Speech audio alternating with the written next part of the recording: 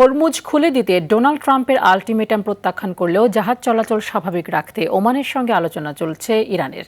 এদিকে ইরানে ভূপাতিত হওয়া মার্কিন যুদ্ধবিমানের নিখোঁজ পাইলটকে উদ্ধারের দাবি করেছে যুক্তরাষ্ট্র। তবে সে সময় তাদের একটি বিমান ও দুটি হেলিকপ্টার ভূপাতিত করার দাবি তেহরানের। অন্যদিকে ইন্টারনেট ব্ল্যাকআউটের ৩৭তম দিনে পা দিয়ে বিশ্ব রেকর্ড গড়েছে ইরান।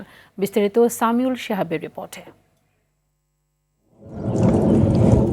আগামী সোমবারের মধ্যে শান্তি চুক্তি ও হরমুজ প্রণালী খুলে না দিলে ইরানে ভয়াবহ আক্রমণ চালানোর হুমকি দিয়েছেন মার্কিন প্রেসিডেন্ট ডোনাল্ড ট্রাম্প। যদিও একে দুর্বল চিত্তের প্রলাপ বলে উড়িয়ে দিয়েছে তেহরান, তবে হরমুজ নিয়ে ওমানের সঙ্গে কূটনৈতিক প্রচেষ্টা অব্যাহত রেখেছে। মধ্যস্থতার চেষ্টা চালাচ্ছে মিশর, তুরস্ক এবং পাকিস্তানও। তবে উভয় পক্ষের হামলা পাল্টা হামলা অব্যাহত রয়েছে।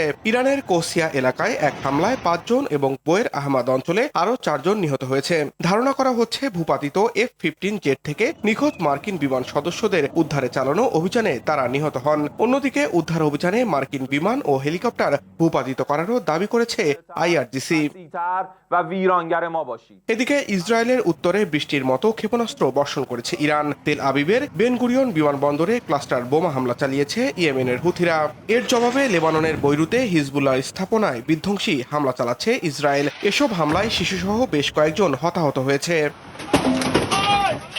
অন্যদিকে ইরানের হামলার মূল লক্ষ্যে পরিণত হয়েছে উপসাগরীয় দেশগুলোর তেল স্থাপনাগুলো। বাহরাইনের পেট্রোকেমিক্যাল প্ল্যান্ট ও বাফকোর তেল ডিপোতে ড্রোন হামলায় আগুন লেগেছে। এছাড়াও কুয়েতের একাধিক তেল স্থাপনা এবং আবুধাবির বোরস প্ল্যান্টেও ধ্বংসাবশেষ পড়ে আগুন লাগায় উৎপাদন বন্ধ রাখা হয়েছে। ইরানে ইতিহাসের দীর্ঘতম ইন্টারনেট ব্ল্যাকআউট চলছে। এর মধ্যে বিক্ষোভ ও সামরিক স্থাপনায় হামলার অভিযোগে 2 যুবকের মৃত্যুদণ্ড কার্যকর করেছে তেহরান। যুদ্ধের সরাসরি প্রভাব ও ভয়াবহ জ্বালানি সংকটের মুখে দাঁড়িয়ে আছে পাকিস্তান ও কুয়েতের মতো প্রতিবেশী দেশগুলো। সামিউল শিহাব, RTV।